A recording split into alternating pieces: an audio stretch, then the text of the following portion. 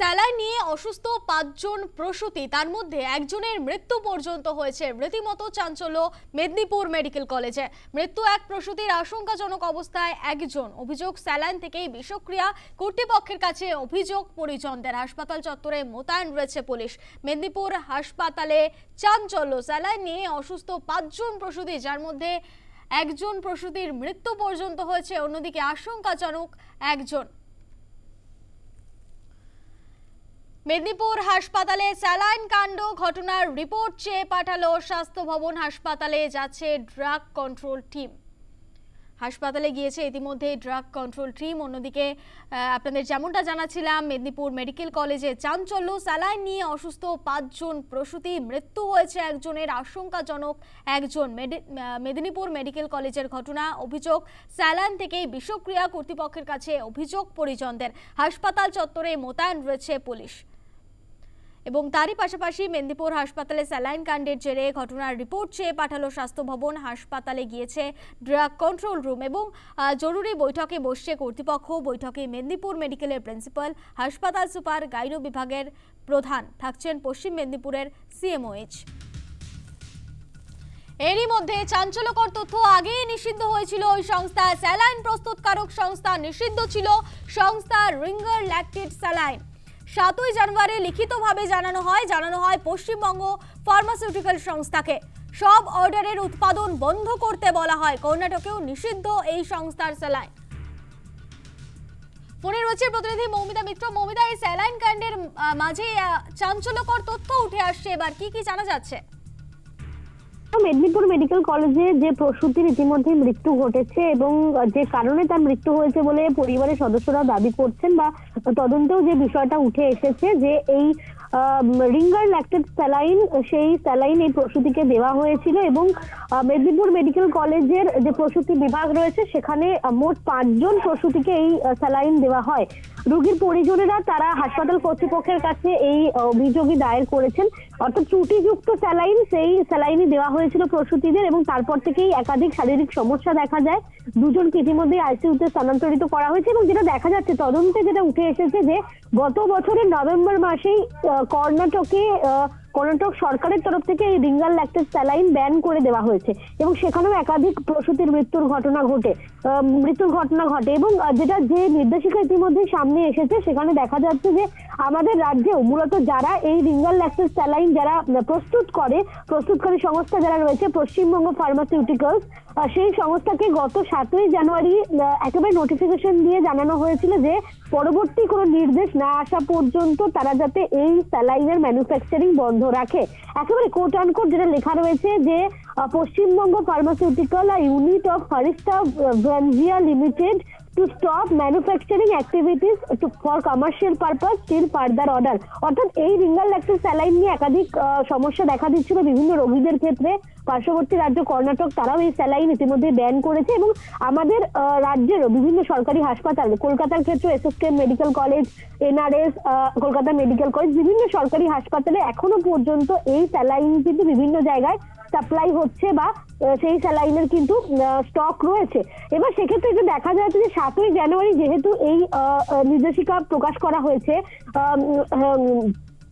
স্বাস্থ্য দপ্তরের তরফ থেকে বা সেন্ট্রাল মেডিকেল স্টোরগুলোকে দেওয়া হয়েছে, এবার 7ই জানুয়ারির আগে যে সমস্ত স্যালাইন ইতিমধ্যে বিভিন্ন সরকারি হাসপাতালে চলে গিয়েছে, যে স্যাম্পেল গুলো চলে গিয়েছে বা যে ওষুধের যে লট যেগুলো ইতিমধ্যেই চলে গিয়েছে সেগুলো কিন্তু এখনো বিভিন্ন রোগীদেরকে দেওয়া হচ্ছে। বিভিন্ন রোগীদের ক্ষেত্রে সেই স্যালাইন ব্যবহার করা হচ্ছে এবং সেখান থেকেই মূলত সমস্যা তৈরি হয়। মেদিনীপুর মেডিকেল কলেজেও এই রিঙ্গার ল্যাকটেড স্যালাইনের বিভিন্ন স্যাম্পেল আগে থেকেই মজুদ ছিল, সেই রকমই স্যালাইন দেওয়া হয়েছিল এই প্রসূতিকে, যে কারণে তার শারীরিক সমস্যা দেখা দেয়।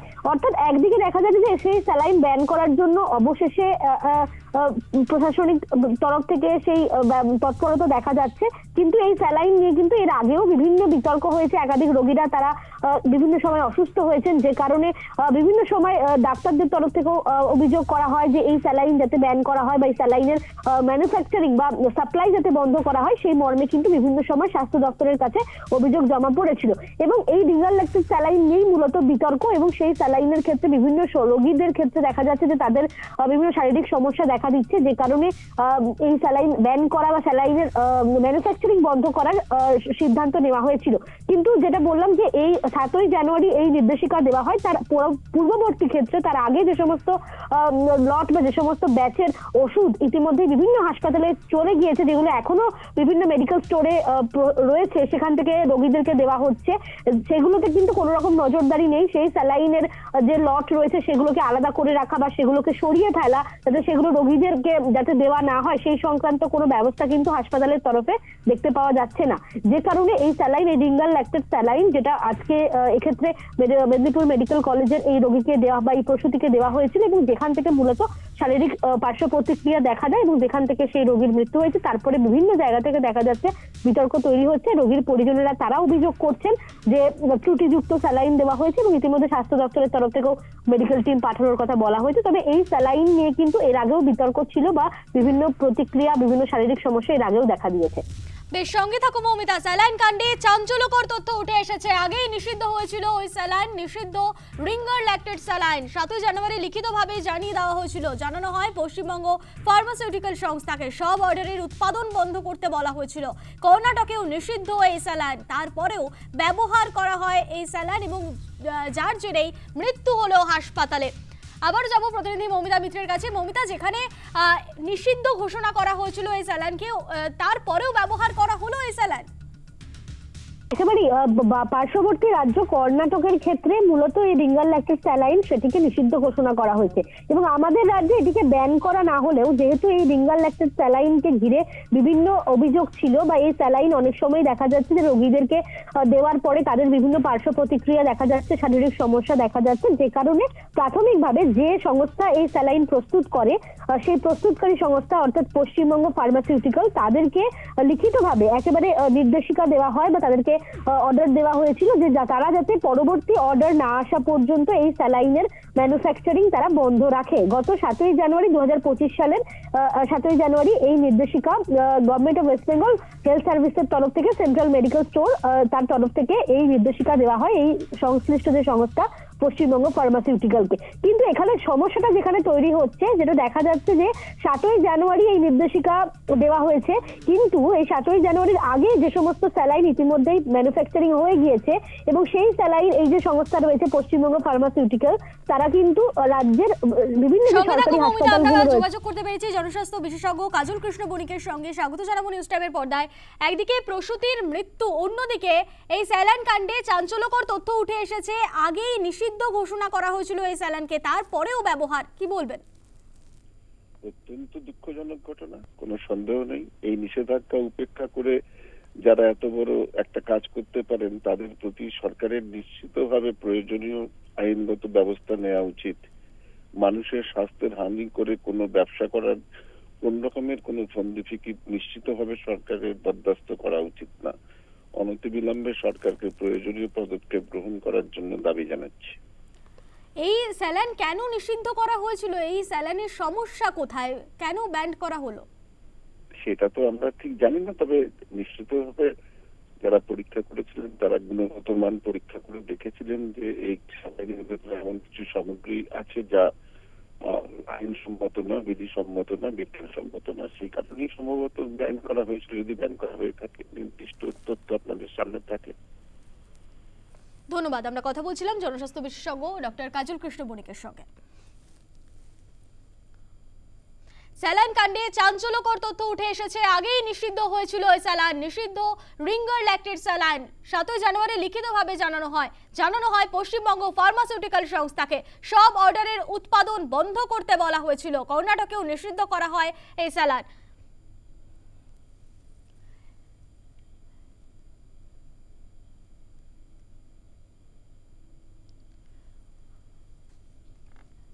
প্রসূতির আত্মীয়রা কি বলছেন শোনাবো।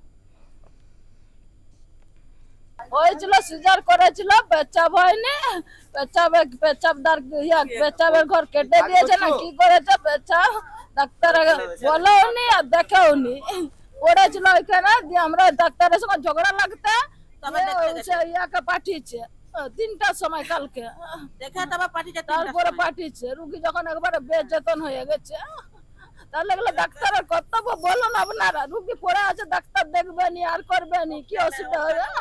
আপনাকে লিখে দিল কিছুক্ষণ পর পেটের ছবি করে নিয়ে আসুন। ভর্তি হয়নি, আমাদের রুগী ভর্তি হয়নি, বলছি ছবি করে নিয়ে আসুন। আচ্ছা, ছবি করতে নিয়ে গেলাম আমরা ক্যান সেন্টার। সেখানে ক্যান সেন্টারে যখন গেলাম বলছে একটা ছোট কাগজে লিখে দিচ্ছে পেটের ছবি, ঠিক আছে। এবার আমরা ক্যান সেন্টারে গেলাম।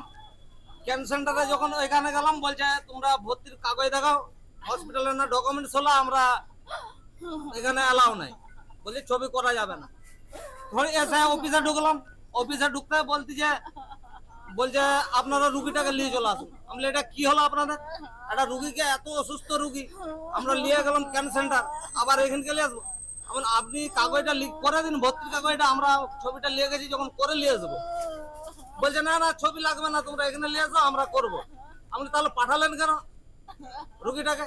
ভর্তি করেছে, রাত 11টার সময় সিজার করেছে। সিজার করতে ভালো ঘরে খবর দিল যে বাচ্চা ভালো আছে, ছেলে মাও ভালো আছে। তো তার মধ্যে এরকমটা কিসের লেগে হবে? কি করে মারা গেছে? হ্যাঁ, কি করে মারা গেছে? এবার কি ওর ডাক্তারকে দোষ দেবো? উল্টা পাল্টা ওষুধ দিয়ে সেলাইন দিয়েছে, নিশান দিয়েছে উল্টা পাল্টা। তাহলে আমাদের রুগী কিসের লেগে মারা গেল? হ্যাঁ, যেমন রুগী লিখেছে ঘর থুকুন, সেরকম রুগী আমাদের ঘরে ফেরত দিয়ে যায়। ভালো মানুষটা লিয়ে গেছে ঘর থুকুন, মানুষের কি করে হলো এরকম?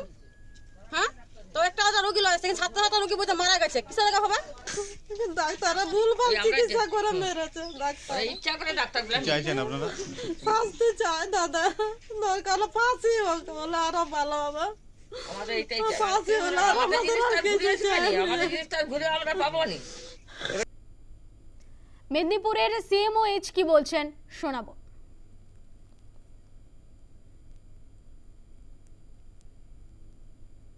প্রসূতি যার মৃত্যু হয়েছে এবং যারা এখন লড়াই করছে যাদেরকে বাঁচানোর সমস্ত রকম প্রচেষ্টা মেডিকেল কলেজ থেকে করা হচ্ছে, কিন্তু অভিযোগ যেটা জমা পড়েছে তার জন্য তদন্ত কমিটি রাজ্য স্তরে গঠিত হয়েছে, তারা আসবেন, তারা দেখবেন। আমি এসেছিলাম, প্রিলিমিনারি একটা প্রিন্সিপাল ম্যাডাম অফিসারের সাথে কথা বলে একটা প্রিলিমিনারি রিপোর্ট আমি হাসপাতালে পাঠাচ্ছি। তো ড্রাগ কন্ট্রোলকে ডাকা হয়েছে, তারাও এখন স্যাম্পেলগুলো তুলছে। সমস্ত কিছুটাই বিচারের বিষয় যে কোথা থেকে কী হয়েছে, যেটা হয়েছে সেটা খুব দুঃখজনক, যাতে আর না হয় তার জন্য আমরা দেখছি। স্যালাইন কাণ্ডে চাঞ্চল্যকর তথ্য, স্যালাইন থেকে বিষক্রিয়া এখানে নিষিদ্ধ করা হয়েছিল স্যালাইন, অন্যদিকে সেই স্যালাইন ব্যবহার করা হয়েছে চাঞ্চল্য মেদিনীপুর মেডিকেলে। অন্যদিকে মেদিনীপুর হাসপাতালে স্যালাইন কাণ্ড ঘটনার রিপোর্ট চেয়ে পাঠায় স্বাস্থ্য ভবন। ফোনে রয়েছে প্রতিনিধি স্বপ্না ঘোষ। স্বপ্না, কি আপডেট? দেখো, যেটা জানা যাচ্ছে যে অত্যন্ত গুরুত্বপূর্ণ একটি খবর উঠে আসছে, যেখানে জানা যাচ্ছে যে স্যালাইন দেওয়া হয়েছিল সেই স্যালাইন কিন্তু নিষিদ্ধ করা হয়েছে এবং 7ই জানুয়ারি সেই স্যালাইনই নিষিদ্ধ একটা রিপোর্ট আসে। এবং যেটা স্বাস্থ্য দপ্তর থেকে ইতিমধ্যেই জানানো হচ্ছে যে যারা যারা এই কাণ্ডে জড়িত আছে বা যদি কোনো ত্রুটিপূর্ণ ঘটনা ঘটে থাকে তাহলে কিন্তু প্রত্যেকের বিরুদ্ধেই ব্যবস্থা নেওয়া হবে। যেটা আগেই আমরা জানিয়েছিলাম যে ইতিমধ্যেই কিন্তু ড্রাগ কন্ট্রোল থেকে 10 জনের একটি আধিকারিক দল তারা কিন্তু গিয়েছে এবং কেন এই ঘটনা ঘটেছে, কি কারণে ঘটনা ঘটেছে এবং স্যালাইনে কিছু মেশানো আছে কিনা বা এই স্যালাইনে কোনো রকম ত্রুটিপূর্ণ কিছু আছে কিনা সবকিছু খতিয়ে তারা ইতিমধ্যেই দেখছে। এবং যেখানে খবর উঠে আসছে যে ওই স্যালাইন কিন্তু নিষিদ্ধ করা হয়েছিল। আমরা জানি যে এই প্রসূতি যাদের গতকাল স্যালাইন দেওয়া হয়েছিল এবং তারপরেই কিন্তু মোট 5 জন প্রসূতি তারা কিন্তু অসুস্থ হয়ে পড়ে এবং যার মধ্যে মামুনি রুই দাস নামে একজন প্রসূতি, তার কিন্তু মৃত্যু হয়েছে এবং এই মৃত্যুর পরেই কিন্তু উত্তেজনা ছড়ায় পুরো হাসপাতাল চত্বরে। পরিবারের তরফ থেকে যেটা অভিযোগ করা হয়েছে যে এই স্যালাইন দেওয়ার পরেই কিন্তু এই 5 জন অসুস্থ হয়ে পড়ে এবং এই স্যালাইন দেওয়ার পরে এই প্রসূতি যে মামুনি রুই দাস তার কিন্তু মৃত্যু হয় এবং স্বাস্থ্য দপ্তর থেকেও কিন্তু তারপরেই একটা বৈঠক হয় এবং বৈঠকে রীতিমতো গুরুত্বপূর্ণভাবে এই বিষয়টি নজরদারি করা হয়েছে বলে স্বাস্থ্য দপ্তর থেকে জানানো হয়েছে। তার পাশাপাশি যেটা জানানো হয়েছে যে একেবারেই মেদিনীপুর মেডিকেল কলেজে ড্রাগ কন্ট্রোলের কিন্তু একটি টিম অর্থাৎ 10 জনের আধিকারিক দল তারা কিন্তু গিয়েছে এবং কেন এই ঘটনা ঘটেছে, কোন রকম গাফিলতি আছে কিনা, চিকিৎসা ব্যবস্থায় কোন রকম গাফিলতি আছে কিনা সব কিন্তু খতিয়ে তারা দেখবে। ধন্যবাদ স্বপ্না। অন্যদিকে জরুরি বৈঠকে হাসপাতাল কর্তৃপক্ষ, বৈঠকে মেদিনীপুর মেডিকেলের প্রিন্সিপাল, হাসপাতাল সুপার, গাইনো বিভাগের প্রধান, থাকছেন পশ্চিম মেদিনীপুরের সিএমওএইচ। ফোনে রয়েছে প্রতিনিধি সুদীপ নন্দী। সুদীপ, কি আপডেট? দেখো, প্রাথমিকভাবে যেটা জানা গেছে যে এই মুহূর্তে হাসপাতালের যে সুপার রয়েছেন এবং মেদিনীপুর মেডিকেল কলেজের প্রিন্সিপাল এবং আরো অন্যান্য আধিকারিকরা রয়েছেন, তাদের একটা প্রাথমিক বৈঠক হয়েছে। তো বৈঠকের পরই কিন্তু এখনো পর্যন্ত বিশেষ কিছু বৈঠকে কিছু জানা যায়নি, যদিও যেটা মুখ্য স্বাস্থ্য আধিকারিক আমাদেরকে জানিয়েছেন যে এই আরএল স্যালাইনের কিন্তু ড্রাগ কন্ট্রোলের তরফে কিন্তু এটা পরীক্ষার জন্য করা হয়েছে এবং যেসব মেডিসিন দেওয়া হয়েছে যে পেশেন্টদেরকে, সেই মেডিসিনও কিন্তু খতিয়ে দেখা হবে কি কারণে এই ঘটনা ঘটেছে। ধন্যবাদ সুদীপ। জরুরি বৈঠকে বসছে হাসপাতাল কর্তৃপক্ষ। বৈঠকে মেদিনীপুর মেডিকেলের প্রিন্সিপাল, হাসপাতাল সুপার, গাইনো বিভাগের প্রধান, থাকছেন পশ্চিম মেদিনীপুরের সিএমওএইচ। রাজ্যসভার সাংসদ শ্রমিক ভট্টাচার্য কি বলছেন শোনাবো।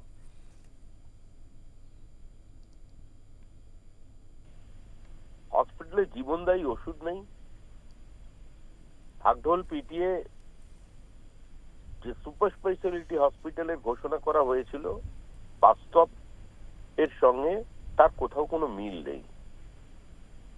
হসপিটালের কাজ হচ্ছে রেফার করে দেওয়া কলকাতায়, আর সেখানেও রোগীর জন্য পর্যাপ্ত শয্যা নেই। এই অবস্থায় দাঁড়িয়ে একটা দুর্নীতিগ্রস্ত সরকার আপাদমস্তক, যাদের সঙ্গে দুর্নীতি সমর্থক হয়ে গেছে, দুর্নীতির পঙ্কিলতায় আকণ্ঠ নিমজ্জিত, তা স্বাভাবিকভাবেই সমাজের সর্বক্ষেত্রেই দুর্নীতি প্রতিষ্ঠিত।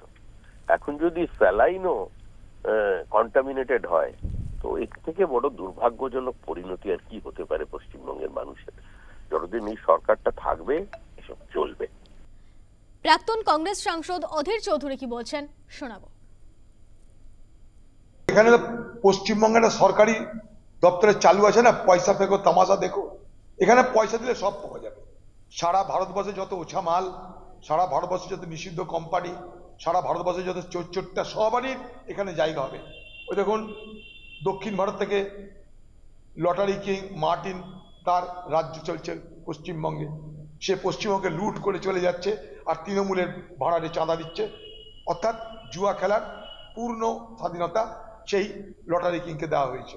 ঠিক এইভাবেই বাইরে যা নিষিদ্ধ, যে সমস্ত রাজ্যে নিষিদ্ধ কোম্পানি, তারা এখানটায় ঘুষ দেওয়ার বিনিময়ে তারা তাদের কারবার করতে পারে।